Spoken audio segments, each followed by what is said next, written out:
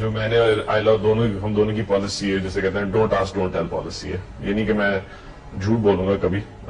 کسی نے پوچھا تو بتا دیا، کسی نے نہیں پوچھا نہیں بتایا. پرویز مشرف کے بارے میں تو سبھی جانتے ہیں، انہوں نے بطور آرمی چیف اور پھر صدر پاکستان کیا کچھ کیا، یہ سب کچھ عوام کو فنگر ٹپس پر یاد ہے. تاہم پرویز مشرف کے بچوں کے بارے میں کوئی نہیں جانتا، خاص طور پر ان کے بڑے بیٹے جو کبھی میڈیا پر نظر نہیں آئے اور نہ ہی مشرف کے ساتھ انہیں کبھی کسی پبلک پلیس پر دیکھا گیا. پرویز مشرف کے مشکل وقت میں بھی وہ ان کے ساتھ نہیں تھے. پرویز مشرف کے بڑے بیٹے بلال مشرف کون ہیں، وہ کیا کرتے ہیں، والد کے مشکل وقت میں وہ کیوں ان کے ساتھ نہیں تھے، چیف آف آرمی اسٹاف اور پھر صدر پاکستان کا بیٹا ہونے پر انہوں نے کیا کیا فوائد حاصل کیے. بلال مشرف کی خصوصی بایوگرافی ہم پیش کریں گے آج کی اس ویڈیو میں. یہ تو ناراض ہو جاتے ہیں اگر یہ کہیں کوئی کہہ دوں میں کہ میں کہ ان کے لیے کہ یہ کہیں نہیں بتاتے ہیں کہ یہ میرے بچے ہیں، پریزیڈنٹ میرے والد ہیں اور سم تھنگ. بلال مشرف راولپنڈی میں پیدا ہوئے. چونکہ والد فوجی تھے تو انہیں ٹریول کرنے کا موقع ملا. پرویز مشرف کی پوسٹنگ ایک شہر سے دوسرے شہر ہوتی تھی، جس کی وجہ سے وہ کبھی کسی شہر میں جاتے تو کبھی کسی. بلال مشرف نے ابتدائی تعلیم راولپنڈی سے حاصل کی، جبکہ کالج کے لیے انہوں نے کیڈٹ کالج حسن عبدال کا رخ کیا. بلال مشرف نے اپنی زندگی کا زیادہ عرصہ کھاریاں میں گزارا. پرویز مشرف کو جب کورس کے لیے امریکہ بھیجا گیا تو اس وقت بلال مشرف نے اپنے والد کے ساتھ جانے کا فیصلہ کیا. اس وقت ملکی حالات اس طرح کے تھے کہ یونیورسٹیز میں بات بات پر ہڑتالیں ہو جاتی تھیں، جس کی وجہ سے پڑھائی نہ ہونے کے برابر تھی. پھر امریکہ میں ان کے چچا بھی رہتے تھے تو اسی لیے بلال بھی پرویز مشرف کے ساتھ امریکہ چلے گئے، جہاں انہیں پڑھائی کے لیے سازگار ماحول میسر آیا. پرویز مشرف بھلے ہی فوج میں بریگیڈ تھے، لیکن ان کے بچے کبھی اس چیز کا چرچا کرتے نظر نہیں آئے. بلال مشرف نے امریکہ کی یونیورسٹی میں پڑھائی کی، لیکن وہ کبھی دوسروں پر اس بات کا دھونس جماتے نظر نہیں آئے کہ ان کے والد پاک فوج میں بڑی پوزیشن پر ہیں. انہوں نے ہمیشہ عاجزی کا مظاہرہ کیا اور خود کو ہمیشہ سیاست اور اپنے والد کے فوج تعلق سے دور رکھا اور اپنی ساری توجہ کریئر بنانے پر مرکوز رکھی. 1994 سے 1997 تک بلال مشرف نے آٹو موبائل انشورنس بیورو کے ساتھ بطور ایکچوئل اینالسٹ کام کیا. اس کمپنی میں 1997 میں بلال مشرف کو سینئر اینالسٹ کے عہدے پر ترقی ملی. وہ 2000 تک اسی عہدے پر فائز رہے. 2000 میں بلال ریاست متحدہ امریکہ کے گریٹر بوسٹن ایریا میں چلے گئے، جہاں 2000 سے 2004 تک انہوں نے ولسن ٹاور واٹسن نامی کمپنی میں بینیفٹ کنسلٹنٹ کے طور پر کام کیا. بینیفٹ کنسلٹنٹ کے طور پر انہوں نے فارچون 500 کمپنیوں کے ملازمین کے فائدے کے منصوبے سے وابستہ مالی ذمہ داریوں کی تشکیل کی دیکھ بھال کی. 2004 میں وہ ریاست متحدہ سے UAE چلے گئے، جہاں بلال نے 2005 سے 2006 تک ایمرجنگ مارکیٹ نامی کمپنی میں اسسٹنٹ مینیجر کے طور پر کام کیا، جہاں ان کا کام ابھرتے ہوئے نجی اور سرکاری سرمایہ کاری کے مواقع کا جائزہ لینا تھا. 2007 میں MBA کرنے کے بعد بلال چین چلے گئے، جہاں انہوں نے نیو ہوپ گروپ کے ساتھ بطور انٹرن کام کیا. کمپنی میں انہوں نے مختلف زرعی اور کاروبار پر مبنی فرموں کے لیے طلب اور رصد سے متعلق تحقیق کی. 2007 میں بلال ایک بار پھر امریکہ چلے گئے، وہاں 2007 سے 2009 تک انہوں نے ای پلانٹ میں نائب صدر کے طور پر کام کیا. 2009 سے 2010 تک سین فرانسسکو میں بلال مشرف نے